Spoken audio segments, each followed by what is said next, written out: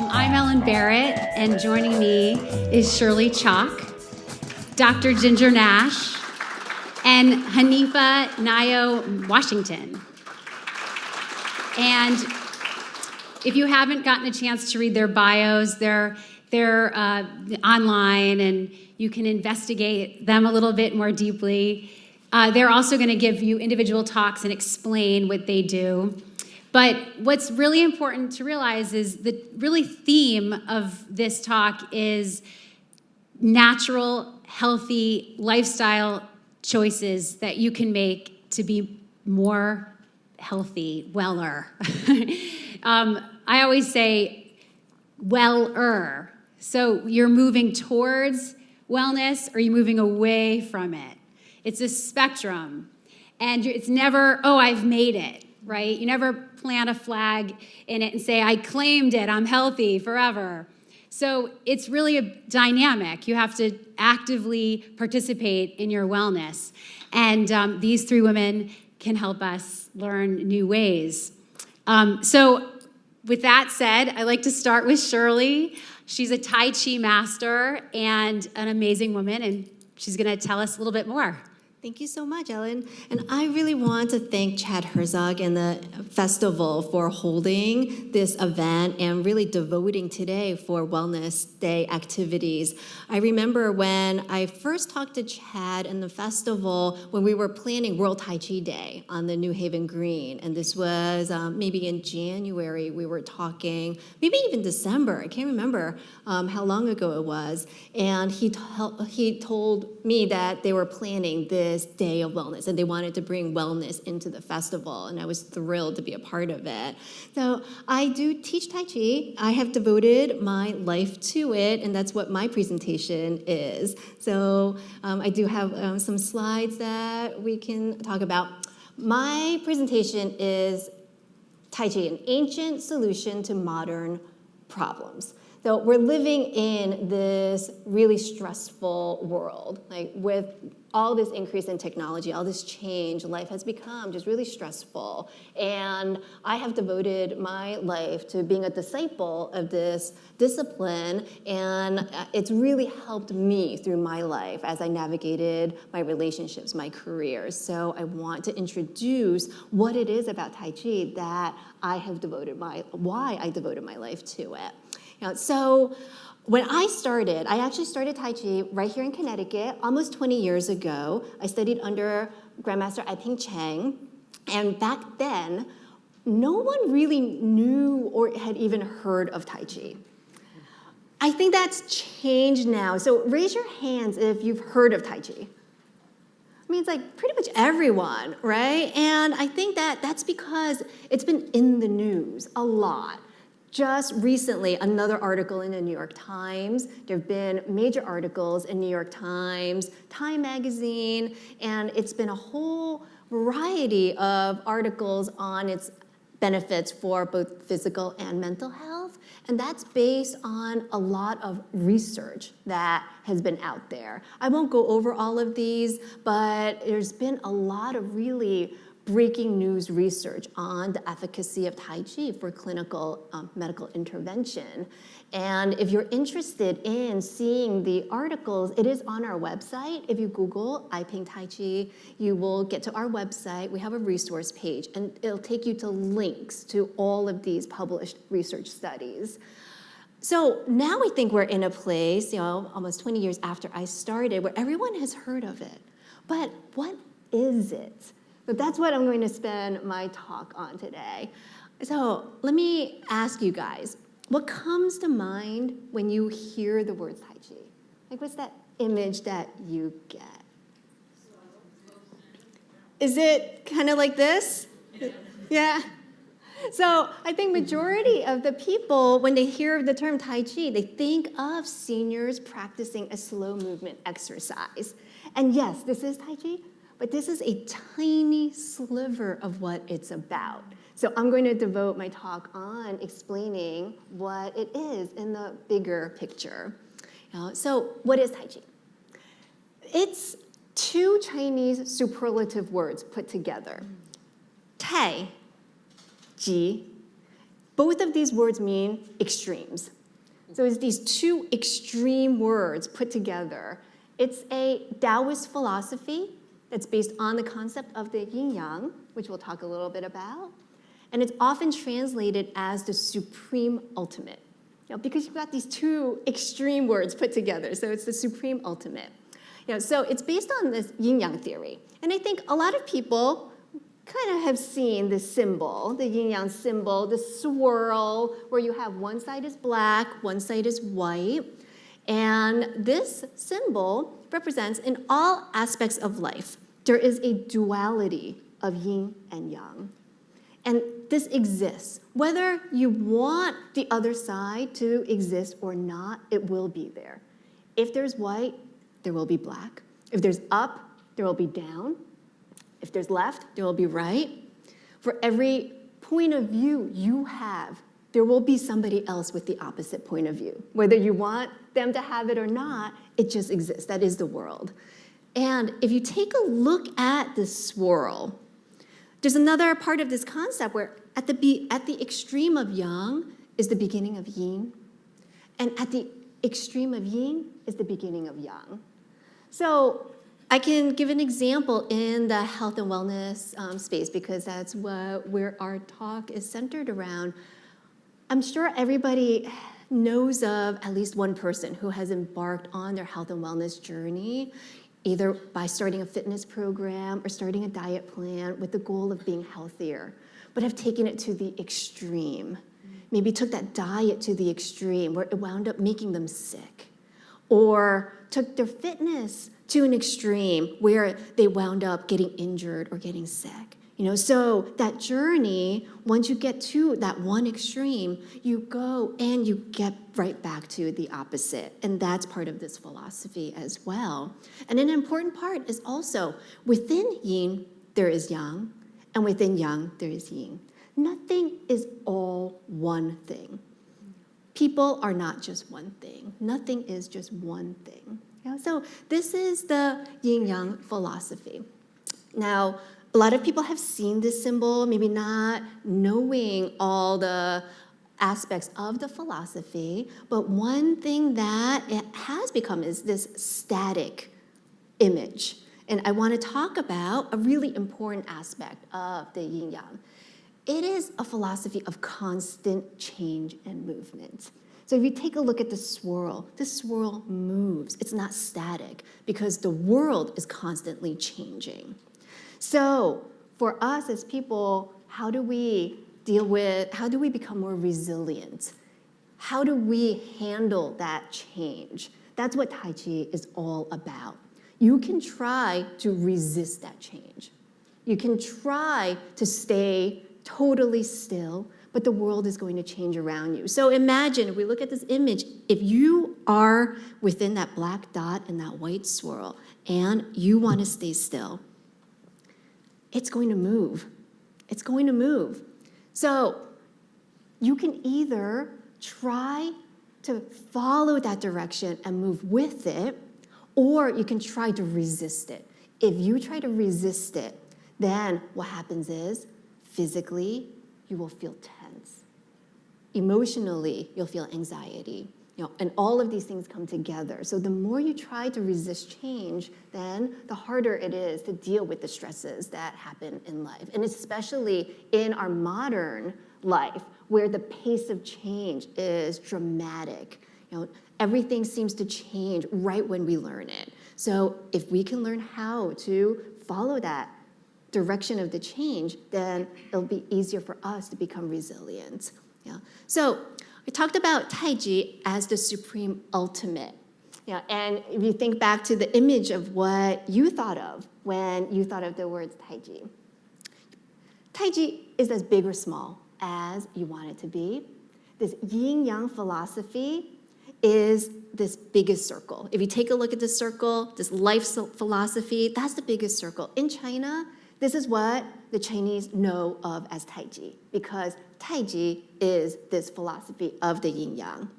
But in the transmission to the West, it's become just a smaller circle that has transmitted over. So in the West, when you think of Tai Chi, you're just thinking of that gentle exercise. Yeah. So it is true that gentle exercise is Tai Chi, but there's more to it. You take it up one level. It's also a stress management tool. Because when you do Tai Chi, that slow movement, mindful movement, helps you to manage stress just like all the other mindful movement activities that are out there. Take it up another level. It's a wellness method.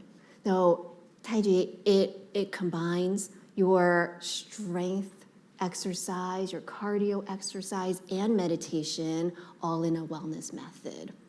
And this is usually where the idea of Tai Chi kind of stops in the West. And then some people know the philosophy and they want to jump right to the philosophy, but you'll notice that there is an area of this circle that is also very important. Tai Chi is a martial art. So in China, we know of Tai Chi as an internal martial art. It's Tai Chi Quan, the fist of Tai Chi. In the West, that part has been lost. So learning the wellness method, that is easy. But if you really want to learn the resiliency, understanding how to apply the concept of yin yang into your Tai Chi, you have to go through this harder part. And it's only hard because you need to learn how to relax. And that's the hard part for the West, is learning how to relax. So I'm going to talk a little bit more about Tai Chi as a martial art. In the Tao Te Ching, which is the text in Taoism, that's our most famous text in Taoism, there is a line that says, the soft and pliable will defeat the hard and strong. So Tai Chi Chuan, it's an internal martial art based on the Taoist philosophy. When you are met with hard force, instead of resisting or meeting it with force, it is more effective to relax, yield, and redirect that force. So this is how the martial art works. You have to learn how to relax yourself so that you can feel the direction of the force in your opponent so that you can then learn to redirect it. The most important part is learning to relax, which is the hardest part.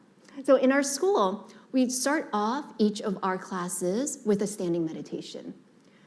We're learning how to relax, how to connect your mind with your body, how to connect the whole body together and move as one. So I'm actually going to ask you guys to join me in a guided exercise. If everybody stands up.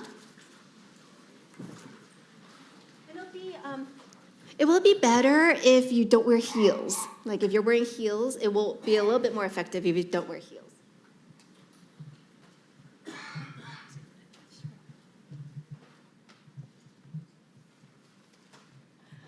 Okay, so just stand with your feet shoulder width apart, hands hanging down by your side, and just a little bend in your knees so that your knees are soft.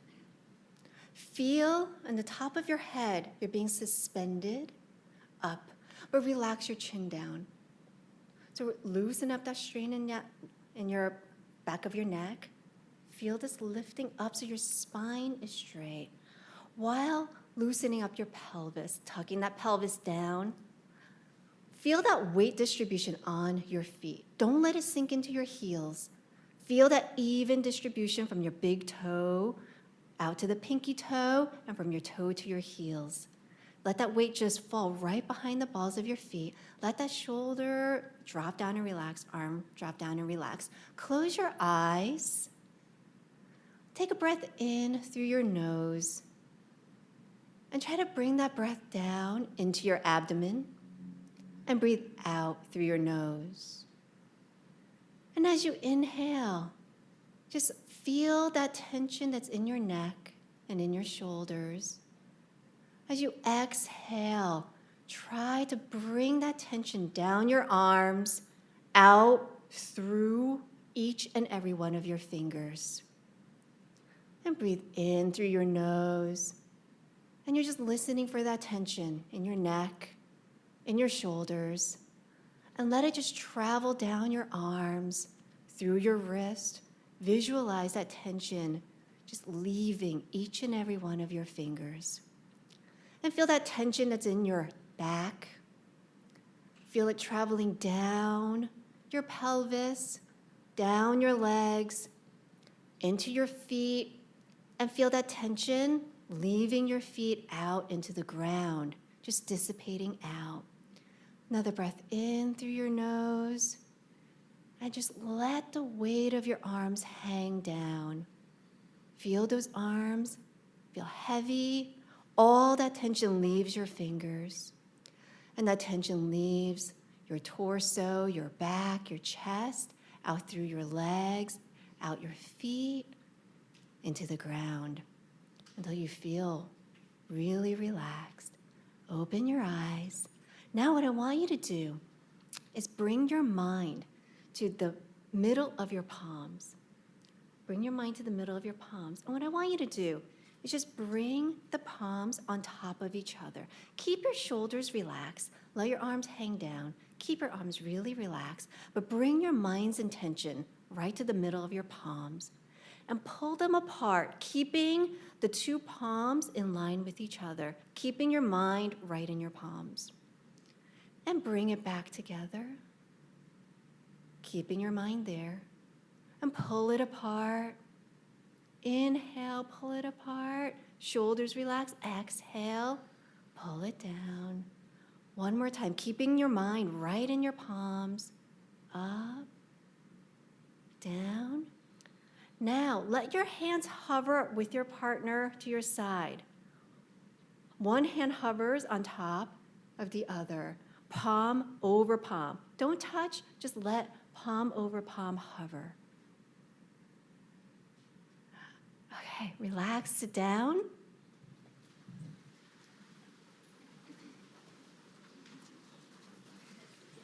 Did anyone feel a certain sense of magnetic energy right in their palms? Raise your hand if you felt a little certain magnetic energy there.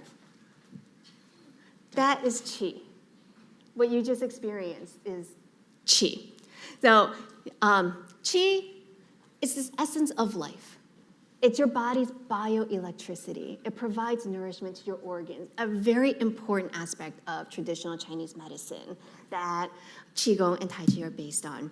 And qi flows through your body when it is relaxed, and it's blocked when it's tense. So when you're able to relax, then you can feel that improved circulation in your body, and you can feel that qi flowing. Yeah? And qi is led from your mind. So in Tai Chi and in Qigong, there's a Chinese word called yi. It means intention. Intention, and this is a slide, and this is all mindful practices, not in Tai Chi. I actually stole this image from yoga, and it says intention. It is powerful. It is the main crux of how this universe operates. So your mind is the source of your power, and your mind will lead your qi. So the power of the mind in Chinese wellness practices, you have intention plus qi is qigong. Some of you may have heard of the term qigong. Qigong is an ancient wellness practice that helps to cultivate and increase the flow of qi so that you improve the functioning of your internal organs. So it's a wellness practice that's over 5,000 years old.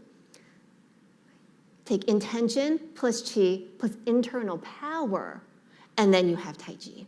You know, and that's the practice that will let you harness this idea of listening to the direction of change. How do you relax, redirect, and yield? You know, so that you can learn how to become more resilient. You know, so that is my talk today. Hopefully it gave you a better understanding of what Tai Chi is. So next time when you see Tai Chi in the news, you'll think of more than just people moving slowly. There's a whole deep philosophy behind it. And we can talk a little bit more in the Q&A why I think it's so necessary in our modern world to go back to this ancient practice. Okay, thank you. Thank you. So we will have time for a Q&A at the end after all three of our panelists have discussed their method of wellness. But I just wanted to emphasize with what Shirley just said, 20 years ago, she said people really didn't know what Tai Chi was. 20 years ago, people didn't know what Tai Chi was. 20 years ago, we weren't using the word stress as excessively as we are today. So it rose up with the need, right? So the greater the need, you start to see these sort of cures or these solutions rise up. And so Tai Chi and meditation even, and yoga studios and all the other martial arts that really deal with stress management are, much more common today. And that's such a good thing. We have a lot of good things that are trying to be there for us to support our wellness. But really dealing with stress, stress is sort of a cause of pretty much every illness, from heart disease to anxiety and depression to obesity, everything to, women's wellness issues. So if we can really think about it as managing stress is a really crucial thing to do for our own well-being and take it into our own hands. Don't expect life to show up and calm you down. We have too many things revving us up and pulling us out of ourselves, making us unaware of ourselves. And I think that's what I think Tai Chi is first and foremost, is it makes you aware of where you are in space here and now. Absolutely. So even when Shirley was saying, don't do this in heels, barefoot is really great. Yeah. But so we can talk more about Tai Chi, but it's super exciting, super interesting, and it's free, and there's no negative side effects. That's really important. So really cool. Thank you. Very inspiring. All right, Dr. Nash, take it away. Thank you, Ellen. And thank you, Shirley, because so much of what you said is going to just feed into what I'm about to talk about from a little bit of a different perspective. So this was really a challenge for me to distill this topic down to a 20-minute talk, but a cool challenge, right? Habits to heal. It's a huge concept. I'm really glad there are these three other women, Ellen as well, to share this topic with me. And in thinking about this talk, I really came back to the core of what I've been doing for over 20 years to help people heal. And I hope I can give you a little bit of a sense of that in the next few minutes.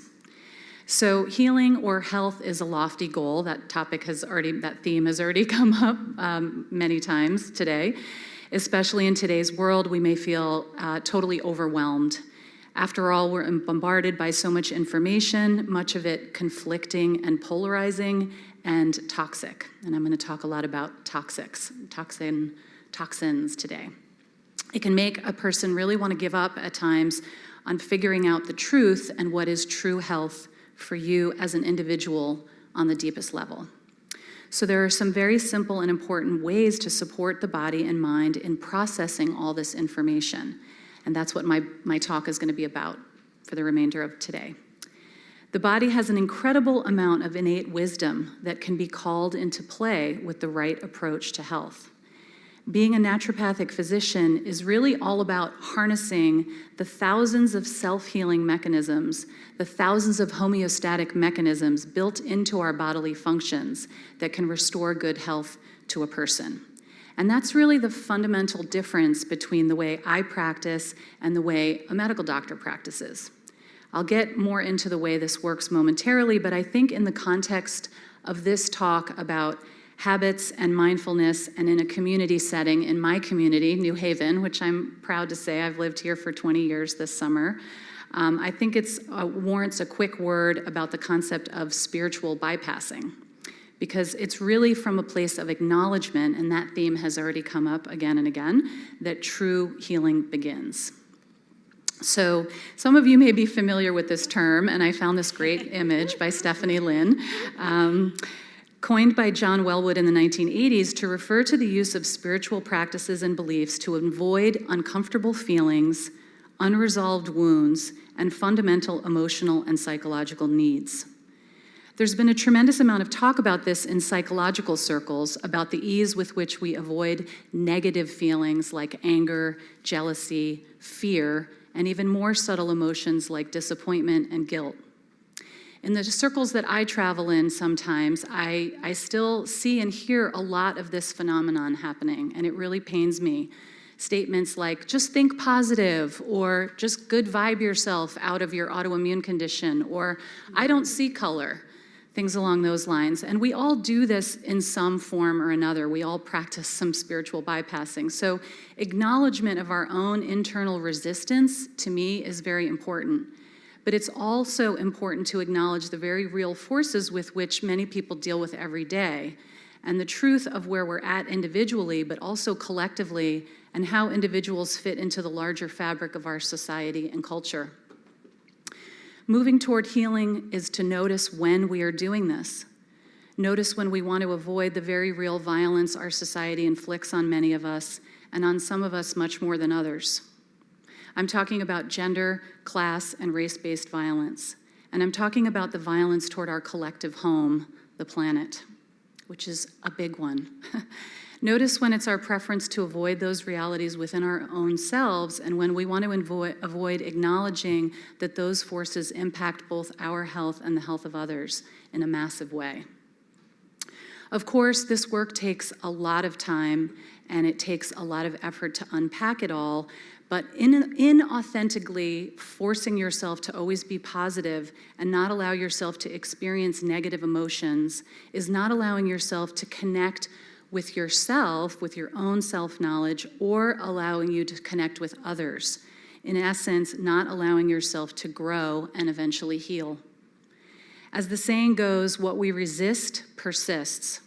And these avoidant behaviors come to rule over us in a way, almost imprison us with their power to distort our relationship with our full selves and with our ability to authentically connect with others. So the way to begin this process in the work that I do is really through working through the body. My work is grounded in a system of European biological medicine and something called homotoxicology. So this system uses gentle methods of medicines that mimic, if you will, the patterns of nature and healthy physiological functioning. Medicines that support rather than suppress the natural rhythms of our bodies. This approach, in my opinion, makes it a lot easier to come to understand oneself and recognize our thought patterns and our body patterns that are continually communicating with us. How do our bodies do that, right? Our bodies are giving us feedback all the time. How? Through symptoms, right? Symptoms are one way that our body communicates with us, and they shouldn't be feared, not all the time anyway, but they can be used as a framework to guide the conversation we have with our own bodies and how we are inhabiting them.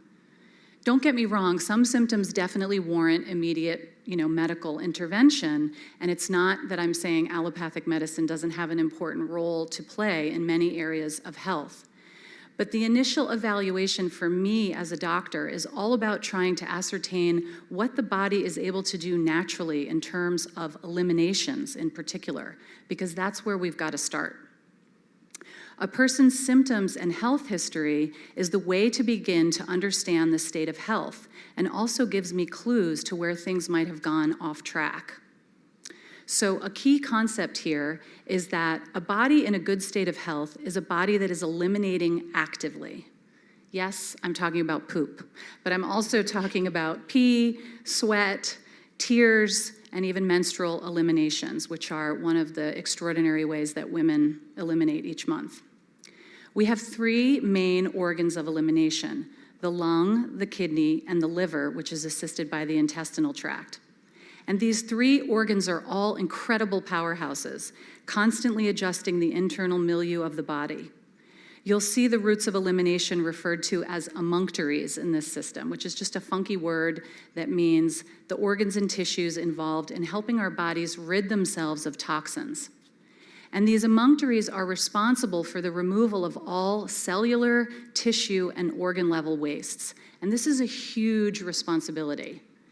So as the body more effectively eliminates, these cells, tissues, and organs can do their jobs more effectively.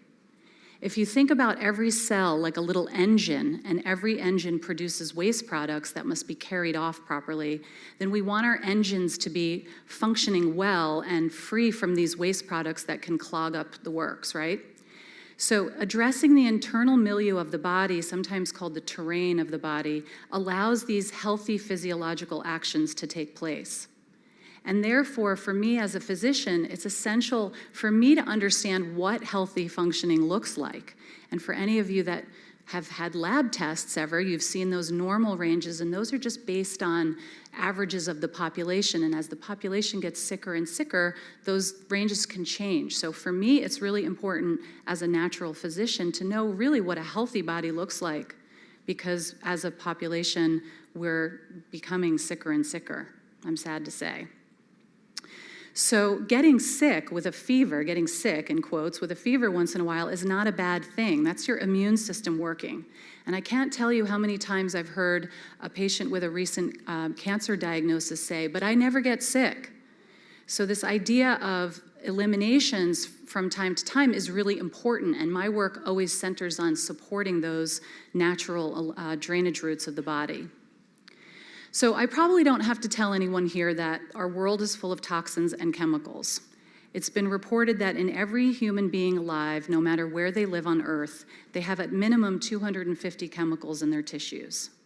In modern times, there exist 87,000 xenobiotic toxins which have been identified. So let me say this again because I just think it's so important. The deepest benefit of healthy drainage is helping the body's own physiology eliminate toxins which are interfering with optimal cell function. It's extremely important in my work that a therapy, and whatever therapy that is, it can be Tai Chi, it can be massage, anything, has the ability to move both endogenous and exogenous toxins out of the body. So endogenous waste, which are sometimes toxic, are those byproducts, those waste products that we make during normal processes of metabolism. Things like carbon dioxide when we breathe, every breath we take, urea and lactic acid, which are constantly being produced and eliminated into the extracellular space. Unless your health is severely compromised, your body is well equipped to eliminate these endogenous toxins from your system. But when you have imbalances in your gut flora, AKA the microbiome, which many of you have probably heard about because there's new research coming out weekly, if not daily, about the microbiome, and naturopathic doctors have been talking about the microbiome for 40 years. A steady production of endogenous toxins by some of these undesirable yeasts and bacteria in the gut, and even in rare cases, parasites, can be produced in that area.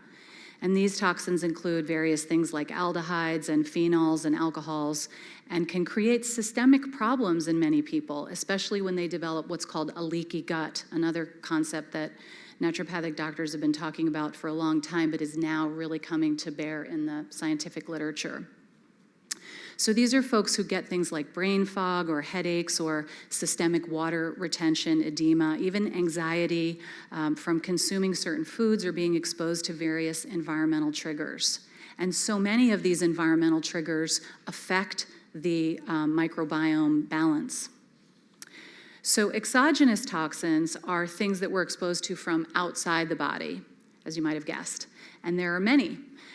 Metals like cadmium, mercury, lead, and aluminum being one of the biggest problems in today's environmental toxicity world.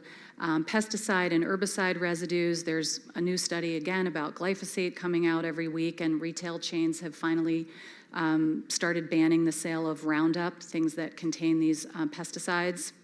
Pharmaceutical byproducts in our water supply, plastic byproducts like BPA, PCBs, and more.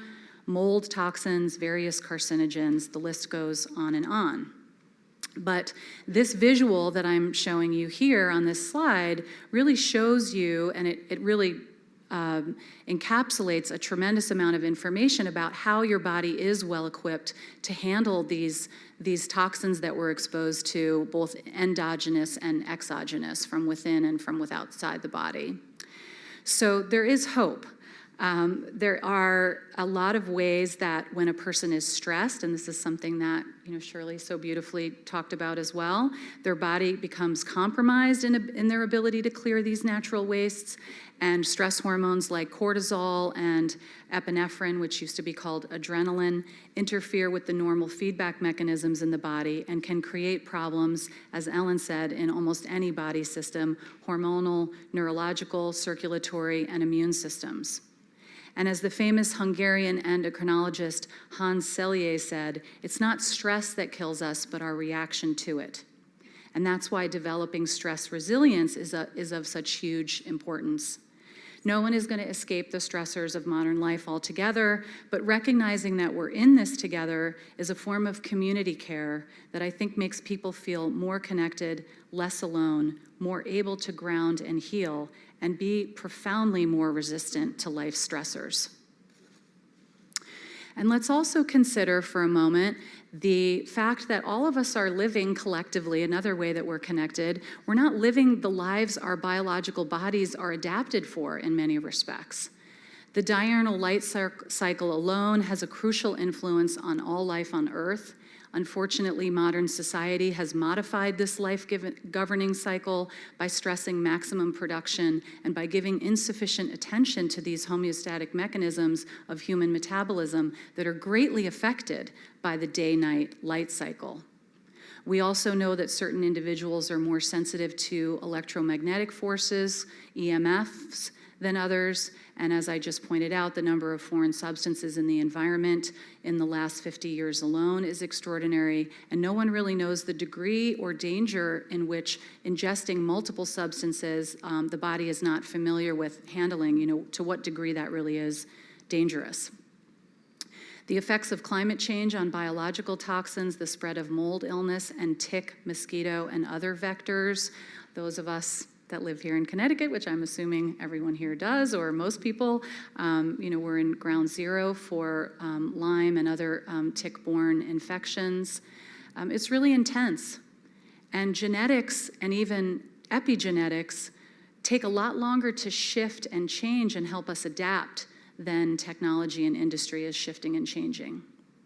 So many ancient cultures have understood the importance of keeping connected to natural forces that act upon our bodies, and there still are vestiges, of course, in the way many people live in today's world, Tai Chi being one of those wonderful ways that we can connect to some of this ancient wisdom.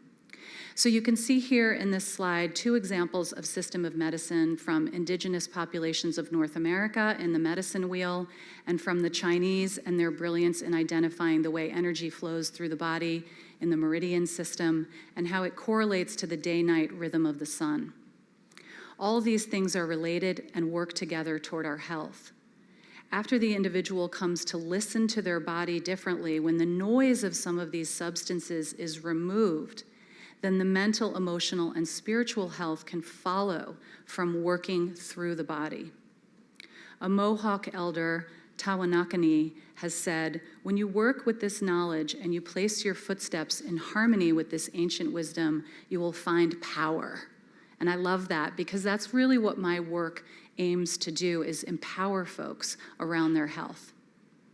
And then the third graphic on the bottom is the correlations we've found in modern medicine with regards to body functions and a diurnal rhythm. And we have a long way to go. The Chinese have observed, measured, and studied, plotted, and described the body in a much more detailed and poetic way. I wrote for over 2,000 years, but now after listening to Shirley, it really should have been over 5,000 years. And we have so much more to understand, and modern medicine is barely 150 years old. Have any of you watched the show The Nick? Yikes.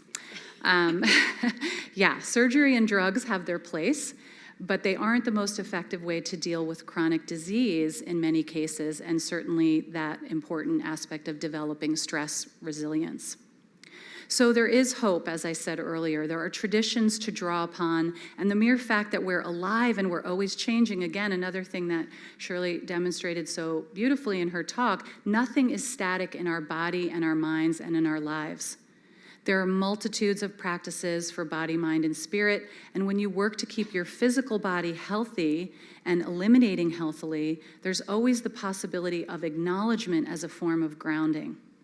When you begin to feel overwhelmed, you'll know it, and you'll step away. As my dear colleague said the other day, self-care is really moment to moment. Whether you're a meditator, a Qigong or Tai Chi practitioner, singer, dancer, nature lover, pet rescuer, whatever you can do to connect and practice self-love will enable you to move toward a healing life. Understanding yourself can even be a form of hope and grounded action from that place that reinforces your ability to practice both self-care and community care. In my practice, I'm drawing on the wisdom from European nature cure. I use natural substances like light, heat, water, and sound, but also use things like spagyrically prepared herbal substances that support these critical organs and tissues that I've discussed. I use complex homeopathics that and the best that clinical nutrition has to offer. Of course, dietary recommendations and nutritional advice is a huge part of my work, since eating is one therapy that you can practice 3 times a day minimum. Some of us practice it 5 or 7 times a day even.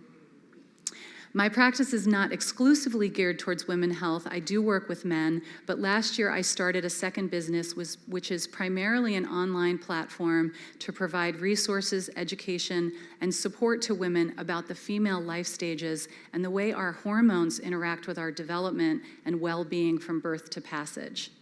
It's called Feminology, and you can see this graphic here I made to lay out the 4 major life stages of a woman from birth to passage, with the 2 biggest transitions being puberty and menopause. Those are 2 particular areas of interest and can provide so much information about who we are during those incredible times of change. When I can help bring the body back to its own intelligence, and when I can help people activate the self-healing mechanisms, I can restore tissue and organ functioning all through helping the body eliminate effectively first and foremost. Basically, we get the garbage out of the way so the body can do what it needs to do. It's very simple on that level, and furthermore, in my opinion, it's the truest form of natural medicine. It's the opposite of symptom management, where a person may be taking 40 natural supplements to address their 40 different symptoms. That, in my opinion, is not sound practice, and sadly, what many people think natural medicine is all about, replacing a drug with an herb or a nutrient without the side effects. I have a profound respect for the individual and the individual's history, health trajectory, and life's journey. As my husband so eloquently put it at one point, I practice relationship-based medicine, and I encourage people to find the practices that can ground them in their bodies, allow them to acknowledge what the body is telling them, and allow them to live an embodied life, moving towards self-knowledge and healing on the daily.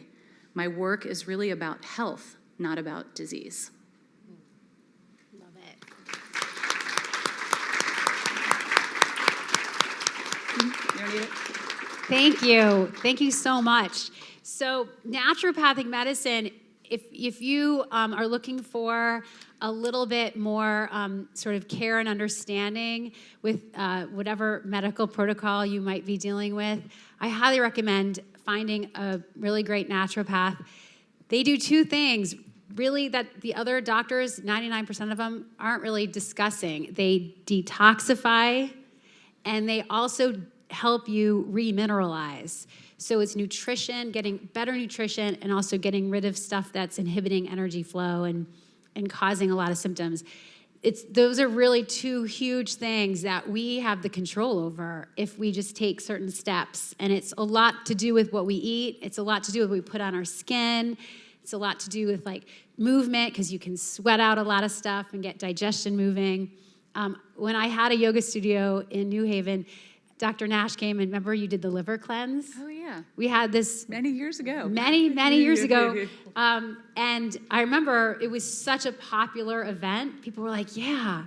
And we were all lining the walls of the studio, and men and women and all ages showed up for it. It was very exciting because people were like, I'm going to take charge of my health and learn about this. So it was really cool.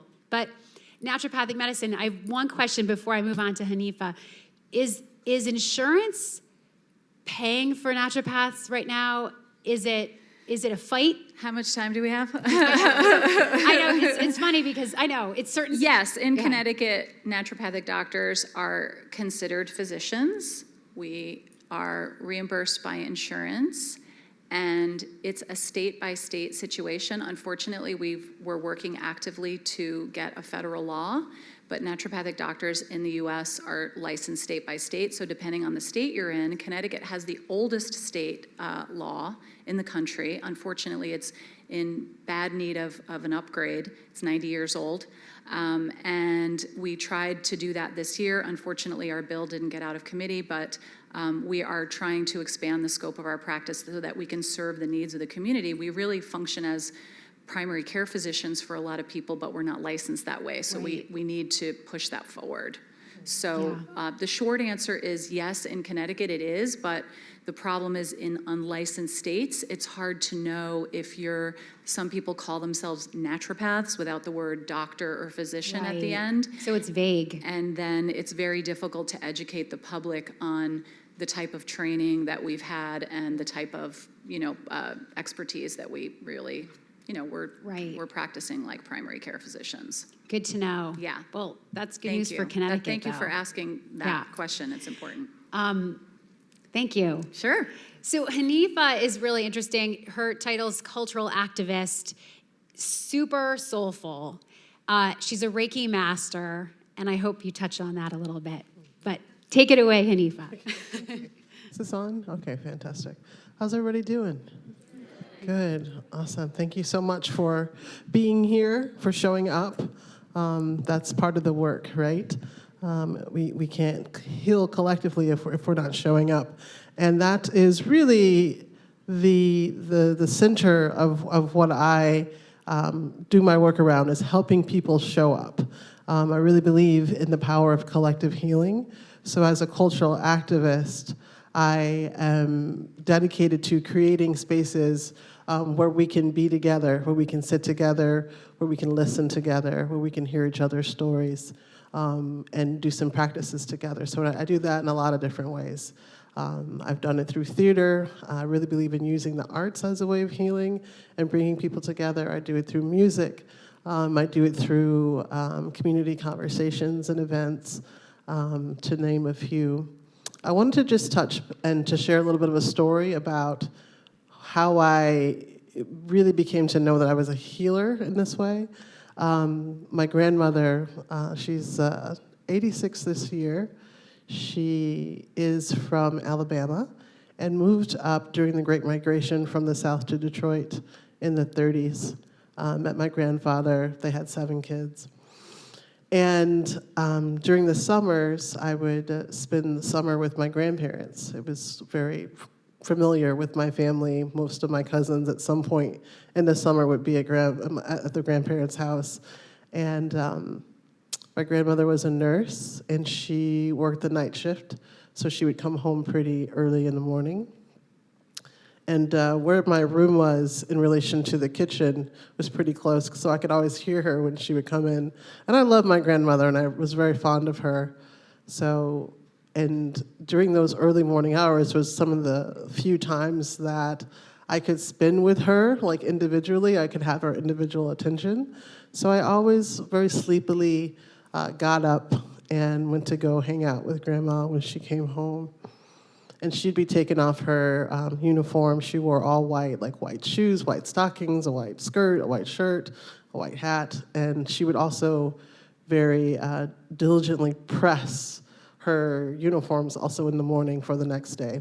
So I would just come and just sit with her and be with her. She would make coffee, and she would then sit on this chair. And it was like a little sofa seat with an ottoman. And she put her feet up, and I would just sit at her feet and put my hands on her feet and talk to her, and she would tell me how her day was. And she was just so appreciative always of that. And then I would move up her legs and then go to her shoulders and go to her back. It was just, I just did it naturally. And I just remember over the years, she just told me, Hanifa, just know that you have very healing hands, and to always remember that, and it's special, and thank you. She would thank me for that gift. And it was, I don't know how my relationship with my grandmother would have been if I didn't have that time with her, if I didn't have that individual one-on-one time, and the care and carefulness of just the morning time. It was very quiet to be with her in this way. And And over the years, later on, I discovered that, yes, I really do have healing hands and that there's something going on that I didn't quite understand until I began to study energy, energy work, and particularly Reiki, which feels like a sister of Tai Chi, because the last part of Reiki, the key, is energy. And the first part, the Rei, is sort of this universal energy, right, that is coming through. And so Reiki is a form of meditation and healing. It is a practice that's used worldwide. I have studied through the Usui practice, which came through a man in Japan in the early 1900s. And it is a practice that can be used with hands on or hands off the body. And it's really just a gentle transfer of energy. And so it helps to concentrate. You know how we did the magnetic feeling and you brought your attention to the feeling in your hands? Reiki is a practice where you get to be sort of supercharged and really focus that energy and to be able to transfer it onto yourself or to someone else. And so studying Reiki helped me to really harness the energy that I already had access to, and that actually we all have access to. It's pretty amazing. And so what Reiki also does, I really believe, when you're doing the Reiki and when you're doing the Tai Chi, I am not going in and healing something. I'm not physically, mechanically changing or shifting something. What I'm doing is supporting an energetic state where we can become relaxed. And when your body and your mind are relaxed, then they can work and concentrate on the areas that need to move things out and to balance. Reiki is used all over the world. It's used in many cancer centers.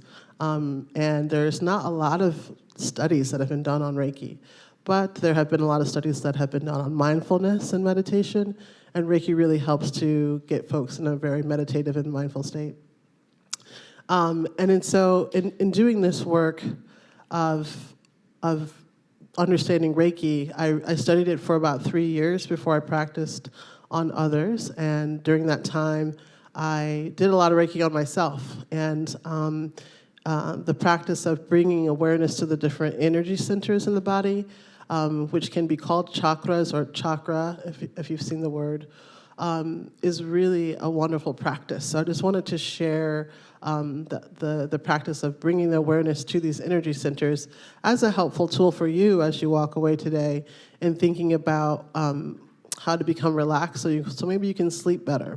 Who has a hard time falling asleep? Out here, yeah.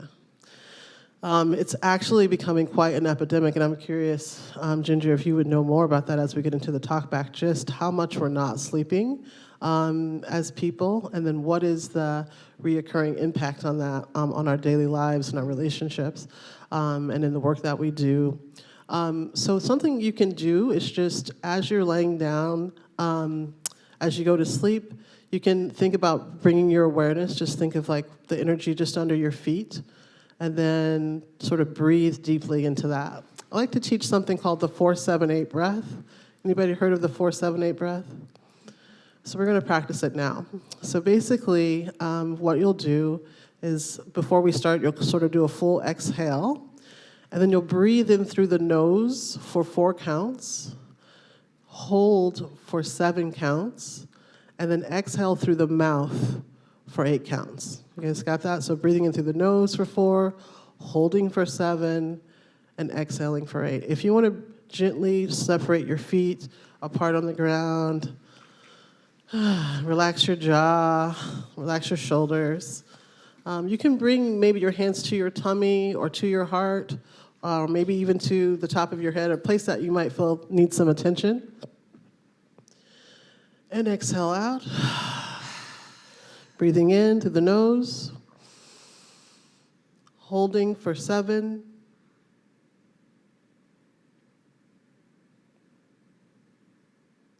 exhaling from the mouth.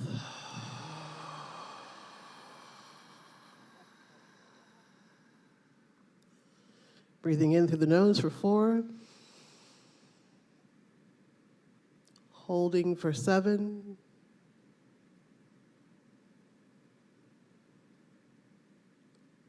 Exhaling for 8. Wonderful. Now that was just 2 breaths. Who noticed a shift in their body and in their mind? Anybody feel more relaxed right now? That's 2 breaths. In the United States, we chronically do not breathe. And it causes a lot of health problems over extended periods of time and over generations. We are breathing up in our chest, up in our throat. We rarely are bringing air and that nourishing oxygen all the way down. It's such a practice. It's so important, and it's totally, totally free. It's amazing. And you could have a broken leg and work on breathing. I always say you can always breathe. Yes, exactly. It's so important. It's so essential. It's like one of the most basic things when you're talking about health and wellness and you're talking about habits. It's just to allow yourself to take some amazing deep breaths throughout the day. I used to set a timer on my phone that would go off like once an hour, and then I would just take that time and take 5 of those 4, 7, 8 breaths. And it really helped me to relax, but also it helped me to track how much I wasn't breathing, but also that where I'm holding stress. And I began to notice that my shoulders were always all like creeping up, just like, so then like by the end of the day I'm like this and I'm running around. So every time I was doing and being reminded like, oh yeah, your shoulders are going up into your ears right now. What is that about? And so there was deeper exploration. And Ginger had mentioned epigenetics. And so I've been doing a lot of work around understanding the impact of stress on the body and understanding the impact of stress over generations. And there's a lot of studies out really showing very clearly that yes, genius and magnificence and survival skills are passed down over generations, but also stress and the weaknesses of that trauma are also passed down over generations and generations. And we have the power through all of these amazing technologies of energy technologies to be able to begin to practice and undo those things from the inside out. And I'm very much aligned with being able to take these practices of yoga, of meditation, of Reiki, to bring to the people who need it the most, folks who have been traditionally excluded, and I really mean that purposely, in terms of the wellness, in terms of being educated about, well, what is stress and what is cortisol and what is chemically happening inside of my body, and that we can actually have access to this knowledge on a root level. That we don't have to go and be doctors or whatever, like we can actually know this and come together and practice these things. In April, I was very happy to announce that I opened a healing studio called One Village Healing, and it is part of the Breathing Room Yoga and Wellness Center on Crown Street. And it is a place for community to heal from the impacts particularly of trauma, from stress, the stress of white supremacy, of racism, and all the isms. So it's a place where we utilize yoga, meditation, Reiki, collective healing, somatic work, and offer work that is based in affinity healing groups so that there's opportunities for women to come together to heal around the things that they need to. There's space for Black women, there's space for Black men, there's space for people who are trans, there's space for times for all the community members are coming together. But I feel that it's necessary to have spaces for affinity healing because there's particular things that I can't be in a healing space with someone else where that difference is actually too much for us to go deep and understand the importance of that and also understand the importance of the larger collective healing too. So I think all of those things must and can be happening at the same time. And so we are a place that we're a small group right now, but we are offering daily private sessions for Reiki, weekly meditations, yoga, and then also inviting other practitioners into the space to lead events and workshops as well. And we are very firm in the belief that this work healing from trauma and healing from the stresses of oppression is something that should actually be free. It's something that is our right. And so I have made it a very huge point of being able to reach out to donors, to be able to write grants so that folks who are coming in to get this work, if they need it, that they don't have to pay. And so that finances aren't a barrier for folks who are coming to get free. And so for me, this is where I begin to straddle on being a cultural activist and being a healer, is in my work with One Village, where I actually literally am combining social justice with healing work. My journey has been one that I was in denial, I think, for a long time around like how I was impacted by oppression, and just knowing that it was there and that I was soldiering through, being the strong woman, but in the end realizing that I was not taking care of myself in the struggle. And so I have made it also a point to align with many of the social justice movements that are happening locally and on the state level. So partnering with Black Lives Matter New Haven, partnering with Connecticut Core Organize Now, to name a few, to be able to offer those folks doing this real work of social change a space where they can come and heal, a place where they can come and learn to meditate, a place where they can come and get Reiki. And it's been a really amazing turnout and impact of people saying, wow, I actually didn't know that I needed this. And I think when we're talking about mindfulness and habits to heal, I personally just can't ignore the disparities of like who gets to heal, right? Mm-hmm. And who has access to spaces to heal, who gets to go to yoga classes, and where. And so really, I'm working to not just say this is a problem. I'm actually working on creating solutions for those things. I think that the power of healing is real, and it is definitely a process. And I am also a singer-songwriter, amongst many things.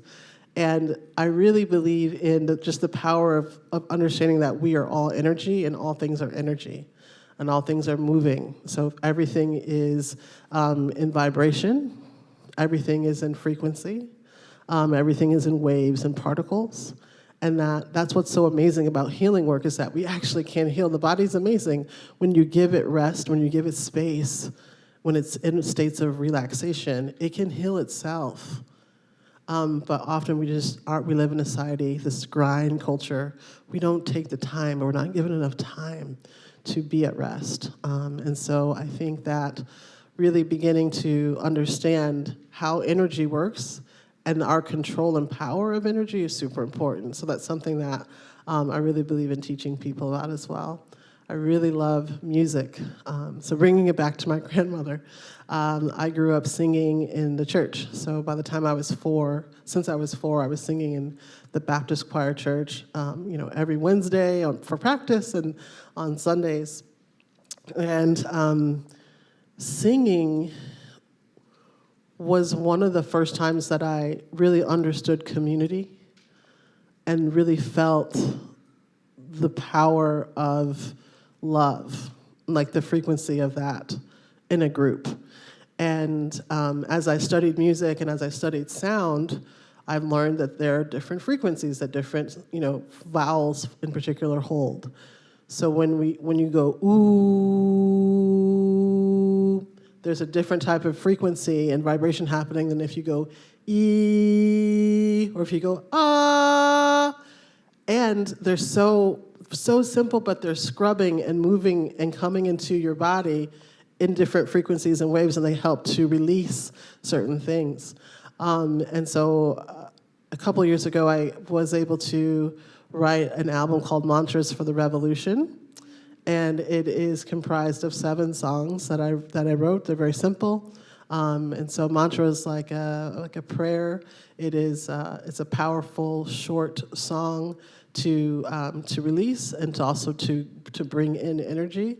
And so the songs, there's 1 song for each core energy center or chakra, so there's 7 songs. And First, when I wrote them, I used them for myself in the morning, so I pray every morning, and I would just sing one each day and dedicate it to somebody or to a thing. And then after a year, I realized through Spirit telling me, this isn't just for you. These songs aren't just for you, girl. Like, you gotta record these. And I didn't listen. And but after like maybe another 6 months, it just kept telling me, you're being selfish. You have to record these songs. And I felt no one's going to want to listen to these songs. Like, they're so different. So I'm a singer-songwriter. Most of my songs have been like, they're folk songs or kind of bluesy songs. But these songs are different. They had a different signature to them altogether. But finally, I did listen, and I recorded the pieces and had a small release party and put them out into the world. And once a season, I do a gathering and invite people to come and sing the songs.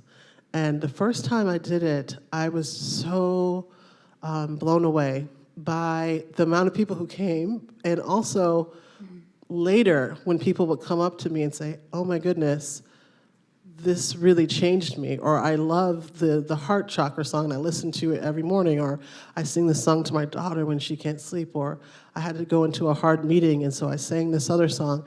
And just every week or so, messages are coming in of the impact of it. And I think that we live in a world that is very thirsty for belonging and very thirsty for community. And even though we have these technologies, the cell phones and the computers and all the pads and all the stuff that's supposed to help us communicate and like be together, that it's actually doing the opposite. And so we're literally sitting at dinner tables together, staring at phones. And we're missing something critical. We're missing the opportunities to be together in heart, to be together in body. And I think that that's a huge piece of our sickness and why we're getting sicker and sicker. We're not eating together. We're not in community together. We're not seeing each other, though we're right next to each other. We're not feeling each other. We are cutting off. And as we do that, we as human beings, like we are social. It's like in our DNA to be together, to be in groups, to be in this. As we begin to cut off, no doubt we're getting sicker and sicker, and less connected, and disconnection. And disconnection leads to all types of things. It leads to depression. Disconnection is the biggest thing that is the underliner of substance abuse. And I also feel like it's aiding in why and how we're not sleeping very well either. So my work really is around creating these spaces where we can come together, where we can see each other, where we can feel like we're not alone, and where we can use some of these gentle healing technologies of sound and of energy transfer to heal. I wanted to end my section of time in song. So I'm actually going to also invite you to maybe turn your body to the person next to you, if you would like. Just gently turn your body towards someone. And if you need to get up and cross the room to be with someone, that's cool too. If you don't know this person, introduce yourself.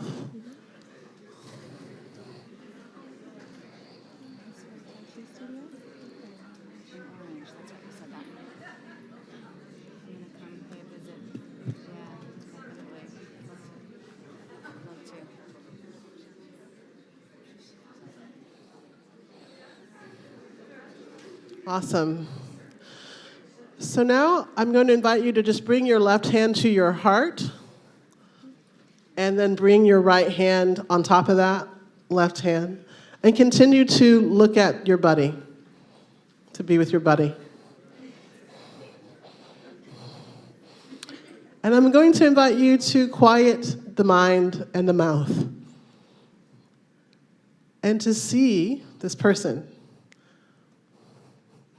And if you're on your own, I invite you to really feel into your heart. Your heart was the first organ formed in utero before your brain. And they're also finding that some of the same material that's in your brain is found in your heart. Your heart was beating and thinking for you since the beginning. We're going to sing a song together. I'm going to sing it first, and then I'm going to invite you to join me. And this song is the last song on Mantras for the Revolution. It's the song for the crown chakra. The song is called Sweet Revolution. And as you're singing this, I really want you to notice how it feels to be seen, how it feels to be with your heart, and how it feels to see the person you're with. So the song goes like this. In one revolution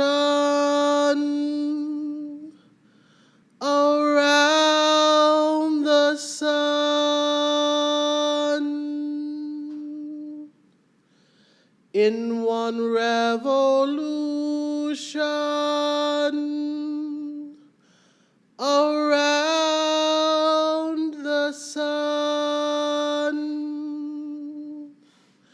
in this revolution around the sun, breathe in, breathe out, speak truth. That's the whole song, okay? In one revolution around the sun. Look at your buddy. In one revolution around the sun. In this revolution. In this revolution around the sun, breathe in, breathe out, speak truth, breathe in, breathe out, speak truth.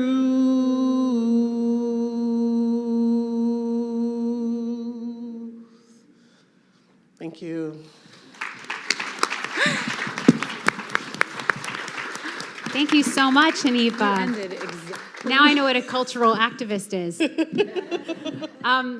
So I'm really inspired by all three of you. So exciting. Connecticut has a lot going on. New Haven has a lot going on. There are so many things that you have in common. Energy is a big focus. Taking the reins yourself is a big focus.